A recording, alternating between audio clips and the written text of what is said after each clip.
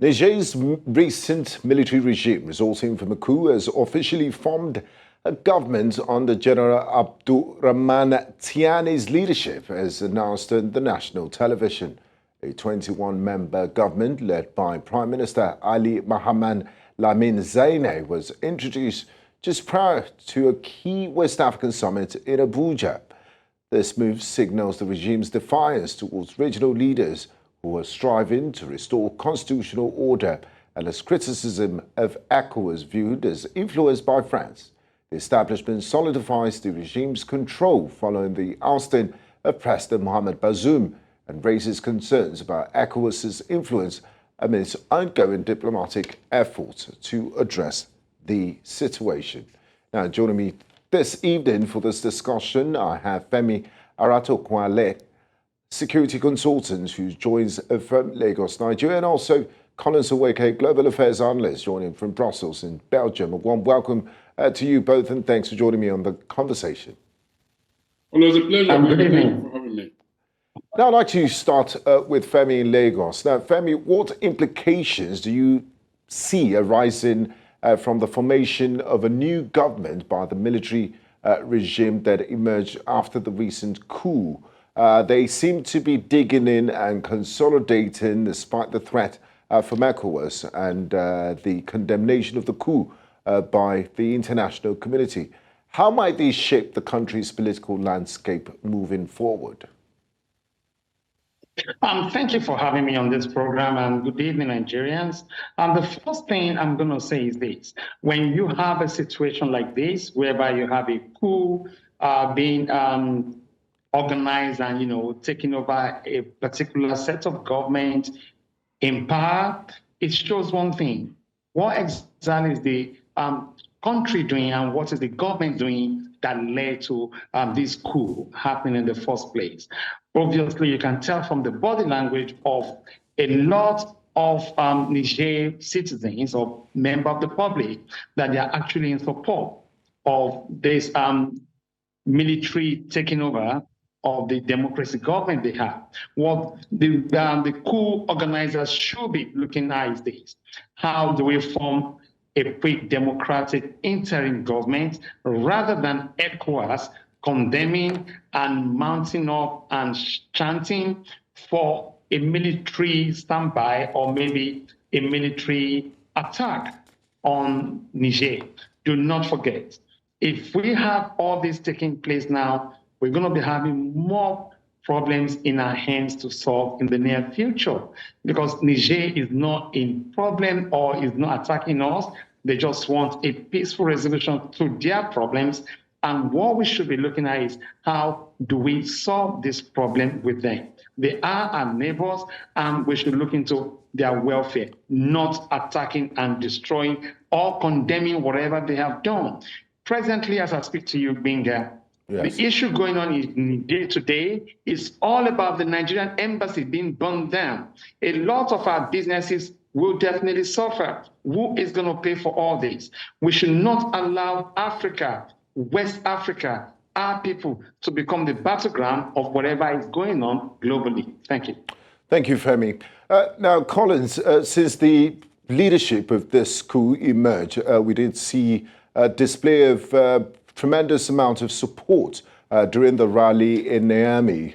The coupists seem to enjoy the backing of the vast majority of Nigerians. Now, the head of this coup, General Abdourahamane Tiani, has emerged as a key figure in this military regime. Could you kindly provide an insight into his background, and what have you made of the decisions he's made in recent times, the closing of the airspace, his refusal to meet with the Ecowas delegation that was sent to Niamey, and the extent of his influence and power within this current structure?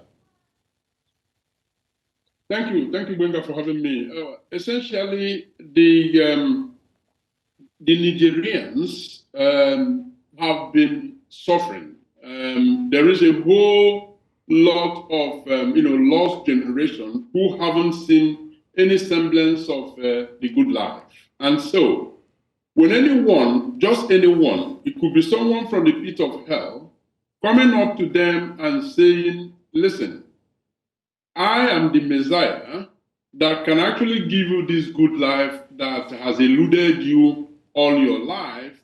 And so the people are warned under that circumstance to actually give their support to whoever it is. Now, does that translate ultimately to genuine support for military regime? I don't think so.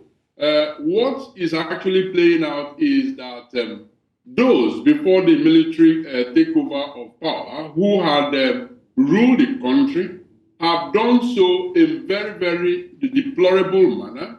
The people have not actually enjoyed the spoils of democracy.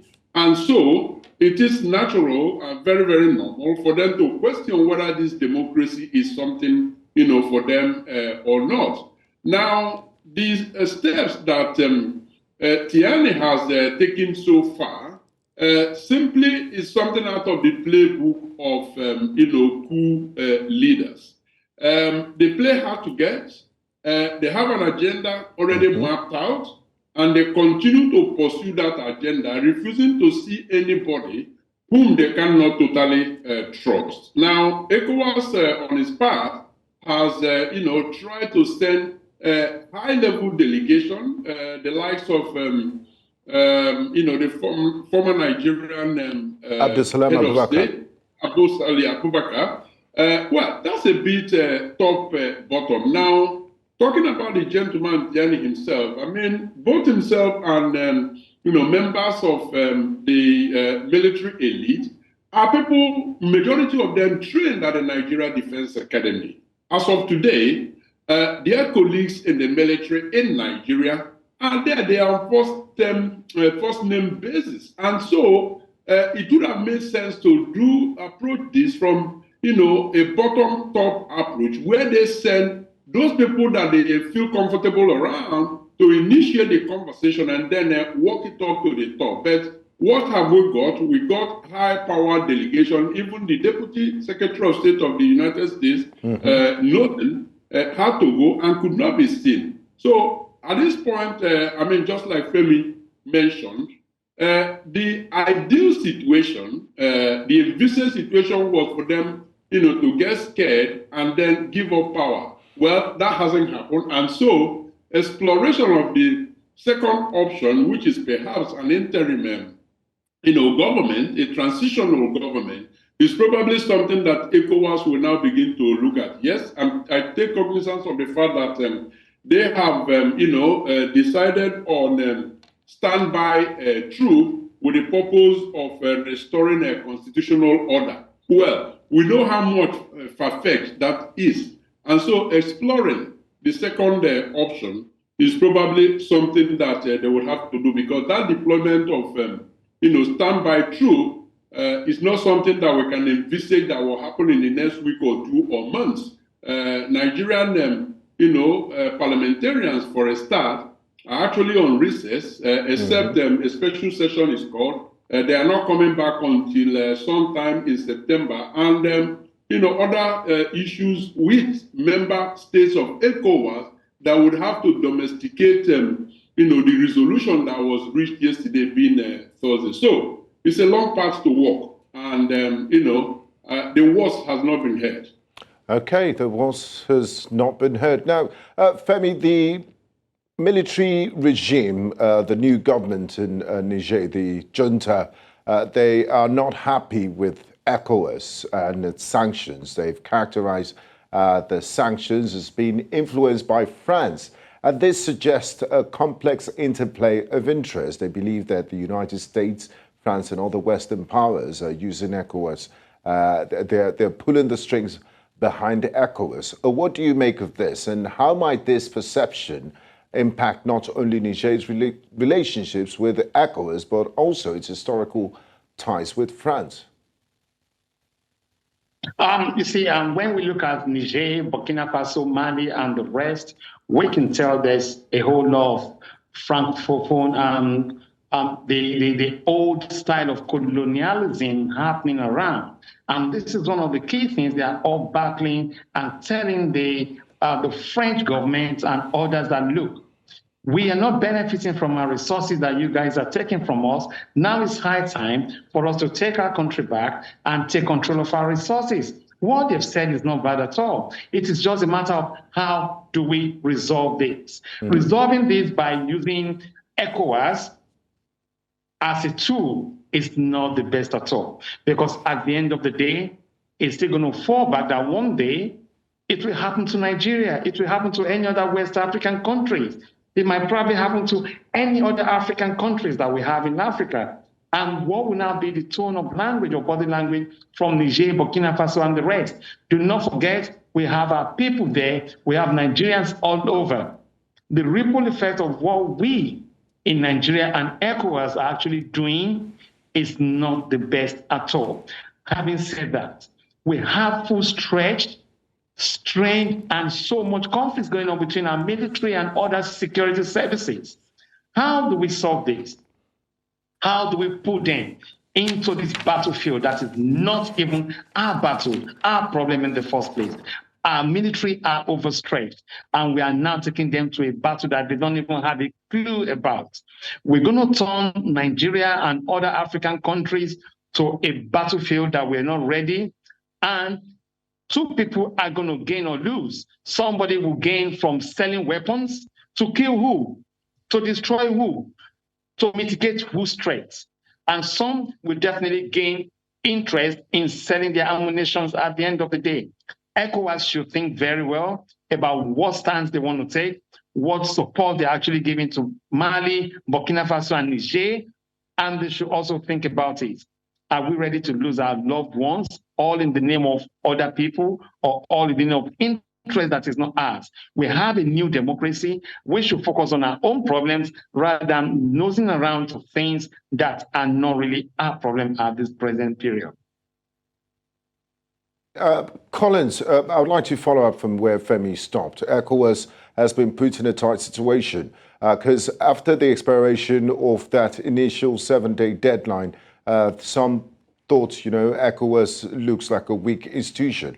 And then yesterday, following the meeting of ECOWAS heads of states in Abuja, they decided to, activate a standby force to go into Niger and restore constitutional order. A lot of analysts have said, this is the least we need. I mean, using ECOWAS to fight another person's war, and that we should explore all diplomatic means to resolve the conflict in Niger. Do you think there's still diplomatic options left? And is there any way, because the United States and NATO, they have this term they use, they say, perform a surgical operation to minimize collateral damage. Is there anywhere ECOWAS can go institute a regime change without dire consequences? Because we are still, the entire West African and Sahel, are suffering from a blowback of NATO's invasion and bombing of Libya to oust Colonel Muammar Gaddafi. So would this be a wise move by ECOWAS to go into Niger and, enforce democracy? If you put this question across to ECOWAS, Benga, I'm sure that their honest answer will be that no, war isn't our first option. And yes, we do know that wars is becoming more and more unpopular, and it comes with a whole lot of collateral damage. Now, we have accused ECOWAS, and by extension the AU, African Union, of being a toothless bulldog in the past.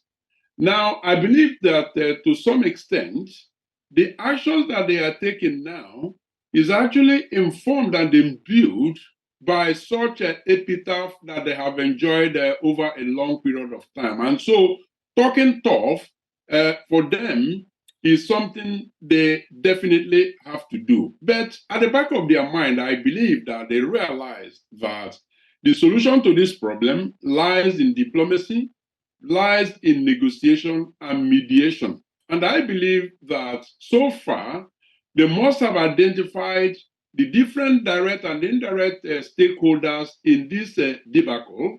And I believe that, it will surprise me if there are not, as we speak, some diplomatic back channels that have been established and conversations already taking place.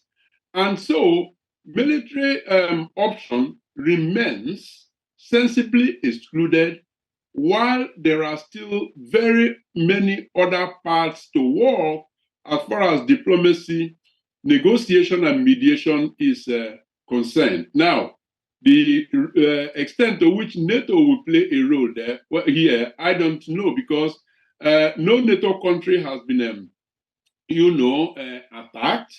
Now, it may very well be that, the US and other NATO countries, the EU and the individual members of the EU, their economic interest is actually in Niger and other parts of Africa. And so, if they decide to, show up to be part of all this, they are doing so not because they love Africa and they want peace and stability in Africa. They will be doing so because they have economic and political interests to, protect in those. Sorry to interrupt you, Collins. In all of this, Ecowas has not mentioned the people of Niger. The ordinary people of Niger have hardly been consulted. And from the feedback we're getting, from the visuals, from the feelers on the ground, the coup seems to be very popular with the ordinary people of Niger. So if the people say, look, we're happy with this government, does ECOWAS still have the moral right and responsibility to enforce democracy at the cost of lives of soldiers from both ends? And civilians will be definitely caught in the crossfire. Is this democracy in Niger worth the lives of people that, you ignore what the majority of the people want, you send in a force to go in to enforce it? Well, when there is a breakdown of law and order, as it is the case in Niger at this moment, notwithstanding the fact that the military, has actually, taken control, the processes of consultations and all, citizen consultation also, suffers, all of this. Now, we're not dealing with a situation where ECOWAS or any other power, for that matter, moved in on the second day of this, coup with the tanks and the boots on the ground. No, that isn't what they have done. And you can only surmise that the reason that is not happening is because they are taking their time to explore the alternatives. Now, you also have to recall that over the past couple of weeks, there have been some economic sanctions. Now, they have had to step back on some of those economic sanctions that will affect the everyday man on the street, and opting instead for selective sanctions that actually target the military juntas themselves and their friends and allies. Now, one will expect to see more of such economic sanctions that will actually affect the military directly, yes. And then also the United States, has withdrawn some of the funds that they invest in Niger for up to, I believe, 400%. So you see, these are things that they will continue to do to actually stifle the hands of the military regime and more or less beat them to some sort of, submission. Is that going to work? Well, you have to have the crystal ball to be able to make the determination whether all of these will culminate in restoring constitutional democracy. But one thing you can be certain about is that the military juntas are determined, they are prepared, and they appear to be resilient.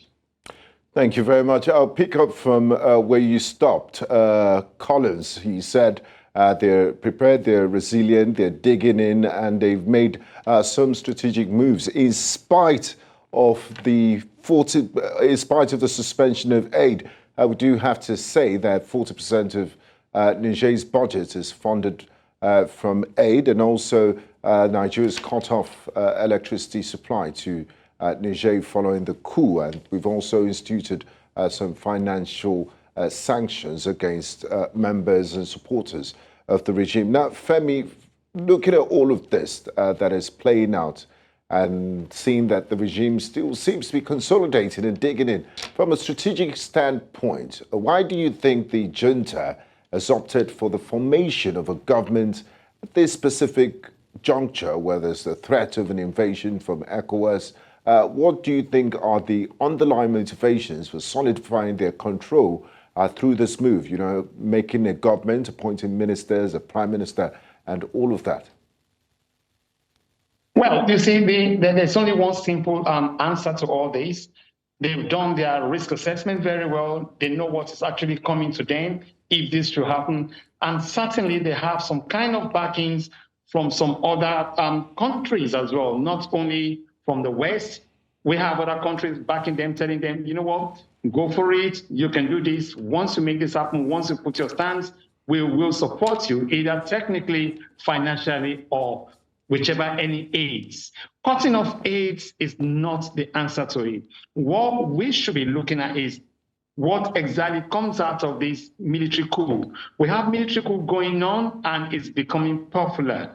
What we need to now do is this: how do we strengthen and support and give them the real support they need so that the military coup can be off the game and have a good governance. What they need is good governance and good services to their members of public, to their citizens. If they're not getting it, I don't think we're going to have a good solution to this. But Femi, that seems like it sounds like a soft approach, and you know, ECOWAS might say, you know, if you just give them the slap on the wrist, it might encourage others to go into coups, since you want to give them a soft landing. It's not. Absolutely. Giving a soft approach to this is not the best answer, because they have equally suffered a lot. Let us look at a common man in Niger.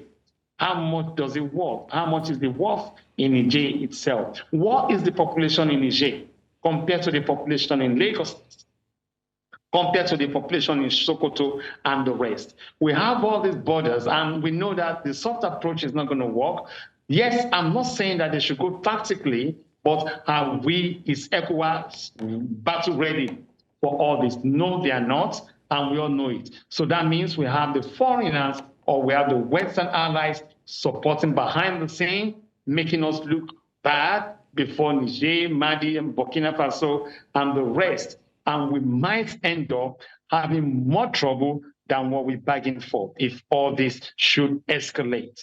For us not to allow this to escalate, we're still going to have the battleground, as in Niger will see us as bad neighbors at the end of the day. So it is better we play the good guys rather than play the bad boys to Niger Republic.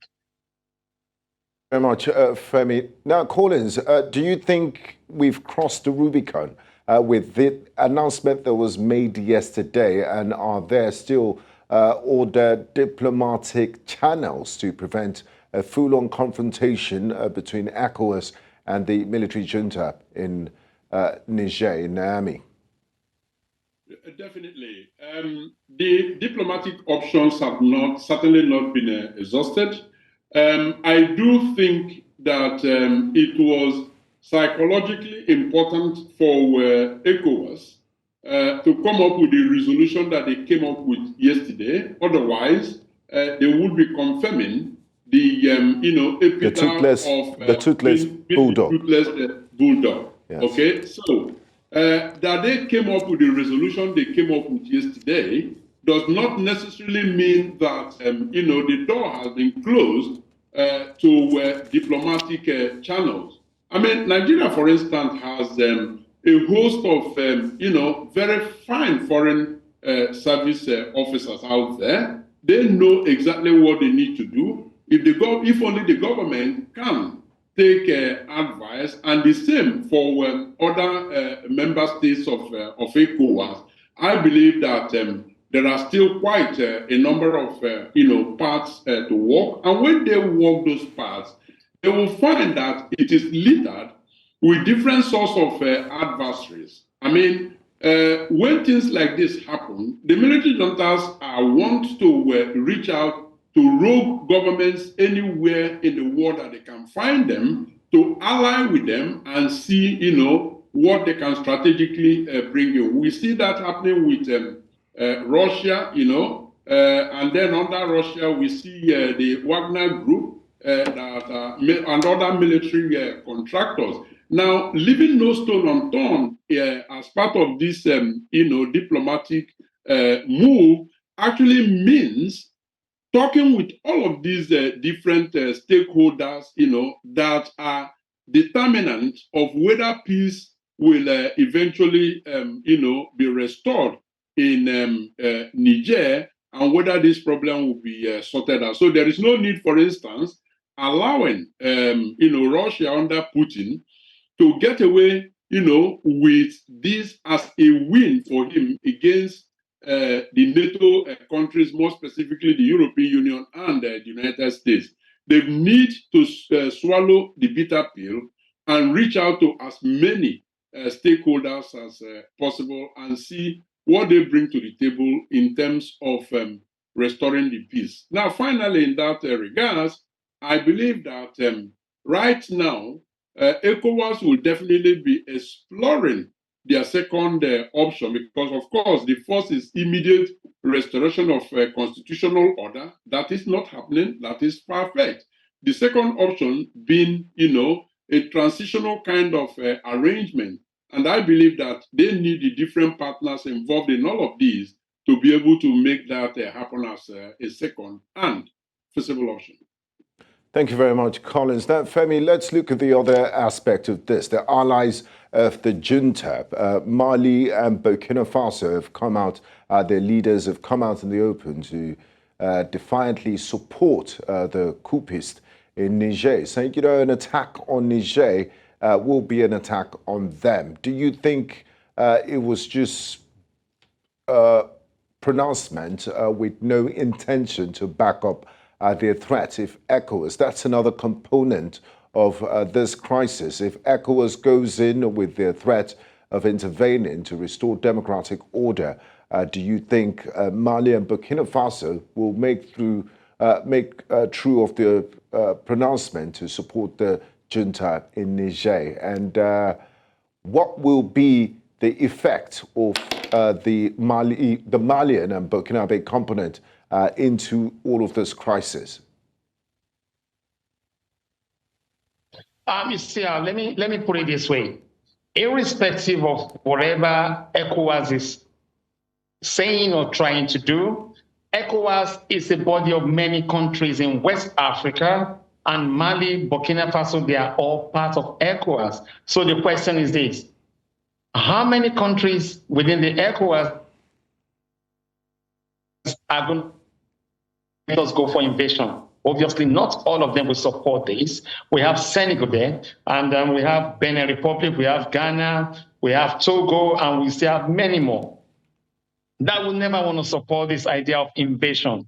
So at the end of the day, attack on Niger is equally an attack on need the backing of their parliament because I don't think their presidents can unilaterally declare war or contribute troops towards a war. Absolutely. Yes. Absolutely. That is exactly my point. They need the backing of their government. They need the backing of their constitution. They need the backing of their parliamentary houses to go for a war. Now, why do they need this? We are all connected together one way or the other, and I don't think the path for war is going to be the answer to it. Rather, a conflict resolution program should be initiated quickly and fast to equally look into what other diplomatic options that we're yet to explore should be exploited. Cutting ties in terms of sanctions is not going to be the answer because we are completely under-resourced at the moment. So the little thing we are actually enjoying between ourselves, if you are cutting it off, obviously it's going to have an impact in not only all of us, but everybody within the West Africa, and we all will suffer the consequence. Do we need this? We should always think if we think we need this. Let us look at the war in Liberia, war the Ecowas suffered. Are we out of it yet? Let us look at Syria alone. Are they still out of it yet? we need to think before we start making some critical decisions when it comes to war and conflict in Africa, especially in West Africa. Thank you very much, Femi. Now, Collins, talking about sanctions, I mean, do these sanctions really work? You looked at the barrage of sanctions that ECOWAS put on the regime in Ouagadougou when the Burkina when Captain Ibrahim Traoré took over and the Lieutenant Colonel before him. And also Guinea and Mali, barrage of sanctions. You know, they were kicked out of ECOWAS, travel restrictions, financial sanctions, and all of that. And they've consolidated power since then, and the world has moved on. We've now seen these sanctions that have been meted out on the regime in Niamey, and they still appear quite defiant. And also the element of it between citizens. West Africa and the whole world is still reeling from the great disruption, COVID-19 and the effects of the Russia-Ukraine war. And now we're about to start a new battle, which will have grave consequences for businesses, for food security. Look at ordinary Nigerian businessmen that do agro business between the borders of Niger and Nigeria. They're going to suffer from the sanctions. So my question to you, Collins, is this: do they really work? And is there any way they can circumvent, or they can have, you know, really targeted sanctions that would affect the soul of the regime and not the ordinary citizens of both countries or ECOWAS? Because the whole of ECOWAS is going to suffer as a result of the sanctions. Businessmen will be affected. Is there any way? Nigeria cut off electricity from Niamey. 70% of their energy dependence comes from Nigeria. But I'm sure the military junta, wherever they are, will have generating sets. They will be sleeping with electricity at night. So it's the ordinary people and businesses that will suffer. Is there any way you could make it more specific so that innocents are not caught in the middle? Even the side of the conflict that institutes sanction would wish that it never came to that point. So for them, when they decide that sanction is the way to go, it is at that point considered an inevitability. Now, they fully realize that unless sanction is selective, and I mean highly selective, they will end up actually hurting rather than helping their case. And in this case, we're actually talking of ECOWAS, an economic community, which actually should be looking at more for economic integration of the West Africa region. Now, so far, what they have done, I mean, barring the pulling of, the plugs on the electricity in Niger, which I believe, would have to be reviewed. What we have been made to understand is that the sanction regime that is being instituted this time around targets the military juntas, their friends, and their allies. Now, such selective, sanctions are necessary. Unfortunately, I do not know of any sanction regime that will not one way or the other affect the common man. And one of the reasons that those who institute such sanctions do not quite worry 100% is because they know that when it also affects the common man one way or the other, it will help to brew some resentment for the government. And once that happens, there will be civil unrest, and the government, will become unpopular. Now, the other countries that you have cited, Guinea, Burkina Faso, Mali, and the rest of them, of course, those sanctions are working. Now, you would have to ask yourself, what would have happened if those sanctions weren't in place? The country would have, of course, been better. But yes, indeed, selective sanction, ones that target the elite, seizure of assets, and so on and so forth, are actually necessary, because I think it is important to send one strong message out there, and that is that whatever the case is, you can never justify, coup, because let's not forget that it's going to be a long search to find military officials who took over because things are very bad and then went ahead to actually make things better. What we usually see is that they carry on to become worse than the civilian government that they overthrew. So they can look for any reason whatsoever to justify their military takeover of power. The point remains that it is wrong, it must be condemned, and so on and so forth. You're absolutely right, Mr. Collins Nweke. It's an aberration. That's not what they're trained for. They're not specialists in economics. They're trained in the art of violence to defend the territorial integrity of their country. So it's better to, reinforce our democracy and make it more responsive to the needs and aspirations of the people. Now, Femi, as we begin to wrap up this conversation, there's one very common element that we've seen in the recent coups in West Africa. They always seem to be anti-France. France seems to be the elephant in the room, the former colonial master. Now, the Nigerian junta has accused France of violating its airspace and freeing terrorists, and these have really raised tensions. Could you analyze the potential ramification of these allegations and regional stability and international collaboration, and also considering France's immediate denial? Why are these military regimes not happy with France? Everyone seems to be rolling back on their agreements with France and, just trying to, cut off their dependence on Paris.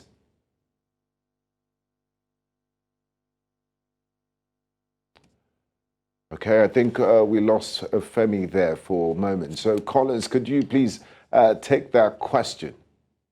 Yes. Okay, Femi is back. Femi is back. Great. I will quickly wrap up on this question for you. And the only way I can answer this question in a very civil and intelligent manner is this. Why is France the center point? Why is everybody calling France? Why are all these countries calling and shaming France? That means France is actually violating a lot of the promises they make to them. An average African francophone within this territory are not happy. They're not living a good life. So this is why you see them revolting on so many of their promises, rules they put together with them, and so much of all list of itemized issues that they promised all these French-speaking countries that France have failed to fulfill. This is why we're seeing all this uprising. This is why we see all this military takeover in all these countries. Do not underestimate the fact that they don't want these military actions in the first place, but because we have democracy governments in all these countries that are not listening to their people, this is why we see all this uprising happening. And this is one thing we do not want it to escalate around West Africa, because the body language we're seeing today might equally affect any other country if the government of the day do not listen to their member of the public. Why should they not listen? Is if you promise so many things during your campaign period and you're not fulfilling it, this will happen. For this not to happen, we need to really understand one thing. Why are we not doing the necessity or the necessary things we're meant to do? Provide the public services they ask for. All they ask for is good life, good health, good education, good services that will work for a common man. Are we seeing that on our street? Are we seeing that in any African country? No, we're not. So this is one of the key problems we're having today. Thank you very much, Femi Arazokunale, security consultant, and also Collins Nweke.